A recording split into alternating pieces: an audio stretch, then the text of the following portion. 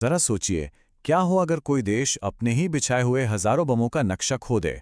सुनने में किसी फिल्म की कहानी जैसी लगती है ना? लेकिन ये असल में हुआ है ईरान के साथ होर्मुज की खाड़ी में। और ये एक ऐसी गलती है जो अब पूरी दुनिया के लिए एक बहुत बड़ा खतरा बन गई है। अब सवाल ये उठता है, और ये सवाल जितना हैरान करने वाला है उतना ही खतरनाक भी। आखिर कोई देश अपनी ही समुद्री सुरक्षा के लिए बिछाई गई माइंस का रिकॉर्ड कैसे खो सकता है? इसका ग्लोबल ट्रेड और सुरक्षा पर क्या असर पड़ेगा? चलिए इस पूरी पहेली को सुलझाने की कोशिश करते हैं। तो इस पूरी कहानी को समझने के लिए हम इसे 5 हिस्सों में देखेंगे। सबसे पहले जानेंगे कि ये चौंकाने वाला इकरार क्या था। फिर पानी के नीचे छिपे इस खतरे को समझेंगे। ईरान की मोज़ेक डिफेंस स्ट्रैटेजी पर बात करेंगे और देखेंगे कि कैसे ये जल डमरू मध्य एक परमानेंट खतरा बन गया है। और आखिर में सबसे बड़ा सवाल, क्या इसका कोई हल है भी या नहीं? तो चलिए शुरू करते हैं पहले पॉइंट से। बात सीधी और चौंकाने वाली है। बड़ी बड़ी रिपोर्ट्स जैसे कि न्यूयॉर्क टाइम्स की ये बता रही हैं कि ईरान को खुद नहीं पता कि उसने होर्मुज की खाड़ी में अपनी समुद्री सुरंगें, अपनी माइंस ठीक ठीक कहाँ पर बिछाई हैं। और इसका सीधा सीधा मतलब ये है कि दुनिया का सबसे ज़रूरी शिपिंग रूट, जहाँ से दुनिया का करीब 20% तेल गुजरता है, वो अब एक ऐसा माइनफील्ड बन गया है जिसका कोई नक्शा ही नहीं है, कोई मैप नहीं है। मतलब वहां से गुजरने वाला हर जहाज, चाहे वो एक बड़ा सा ऑयल टैंकर हो या कोई कार्गो शिप, एक ऐसे खतरे का सामना कर रहा है जो दिखाई भी नहीं देता। लेकिन एक मिनट, जब हम समुद्री बारूदी सुरंग या सी माइन कहते हैं तो इसका मतलब क्या है? ये समझना बहुत जरूरी है कि हम आखिर किस तरह के खतरे की बात कर रहे हैं। सीधे सीधे कहें तो ये पानी के नीचे छिपा हुआ एक बहुत ही पावरफुल बॉम्ब है। इसका काम सिंपल है, दुश्मन के जहाज़ों और पनडुब्बियों को तबाह करना या फिर उन्हें किसी खास समुद्री रास्ते से आने जाने से रोकना। अब देखिए, जब हम माइन शब्द सुनते हैं ना, तो दिमाग में अक्सर वो फिल्मों वाली लैंड माइन्स आती हैं जो जमीन पर होती हैं और पैर रखते ही फट जाती हैं। लेकिन मॉडर्न सी माइन्स इससे बिल्कुल अलग हैं। ये पानी में बहुत गहराई में छिपी होती हैं और इन्हें फटने के लिए किसी के छूने की जरूरत नहीं। ये तो जहाज के पास आने पर उसकी आवाज, उसके प्रेशर यानी उसके ध्वनिक सिग्नल को पहचान कर फट जाती हैं। और यही वजह है कि इन्हें ढूंढना लगभग नामुमकिन हो जाता है। और हम यहाँ कोई 150 माइन्स की बात नहीं कर रहे।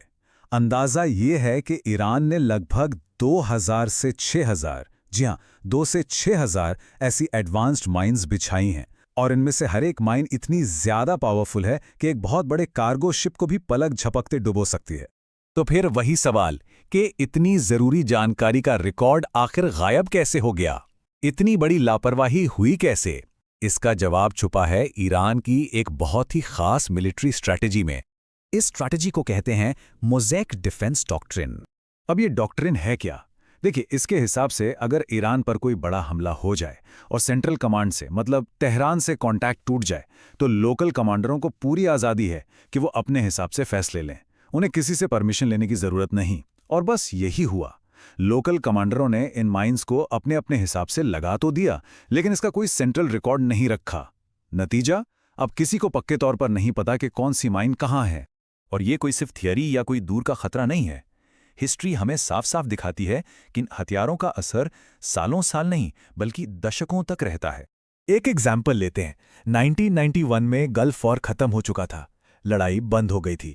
लेकिन उसके भी काफी बाद पुरानी बिछाई गई माइंस की वजह से अमेरिका के 2 बड़े जहाज बुरी तरह डैमेज हो गए थे। ये साफ बताता है कि ये माइंस सालों तक एक्टिव रहती हैं, एक जिंदा खतरे की तरह। ये देखिए, सिर्फ एक 30 साल पुरानी माइन ने एक अमेरिकी जहाज में 20 फीट का बड़ा छेद कर दिया था। अब जरा सोचिए, आज की माइंस तो उससे कहीं ज्यादा एडवांस्ड और पावरफुल हैं। वो कितना नुकसान पहुंचा सकती हैं? हो सकता है वो पूरे जहाज को ही 2 टुकड़ों में तोड़ दें। तो अब सबसे बड़ा सवाल, क्या इस प्रॉब्लम का कोई सॉल्यूशन है? क्या इन हजारों माइंस को हटाया जा सकता है? सच तो यह है कि 100% माइन क्लियरेंस, मतलब सारी की सारी माइंस हटा देना, आज तक पॉसिबल ही नहीं हो पाया है। दुनिया की सारी ताकतें मिलकर भी कोशिश कर लें तो भी बेस्ट केस सिनेरियो में शायद 60 से 70% माइंस ही हटाई जा सकती हैं। आपको पता है, यूरोप में वर्ल्ड वॉर 2 के टाइम की बिछाई हुई कुछ माइंस आज भी मिलती हैं। 80 साल से भी ज्यादा हो गए हैं। इससे अंदाजा लगा लीजिए कि यह खतरा कितना परमानेंट है। ये कभी पूरी तरह खत्म नहीं होता। तो फिर इसका हल क्या है? कड़वा सच तो यह है कि अब स्ट्रैटेजी इन माइंस को हटाने की नहीं, बल्कि इनसे होने वाले नुकसान को कम करने की है।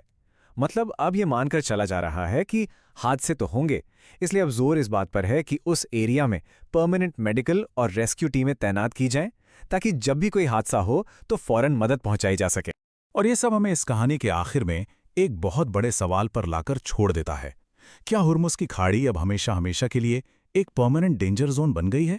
एक ऐसी जगह जहां से गुजरने वाला हर जहाज एक अनदेखे खतरे के साए में चलेगा? शायद यही वो नई सच्चाई है जिसके साथ अब पूरी दुनिया को जीना सीखना होगा।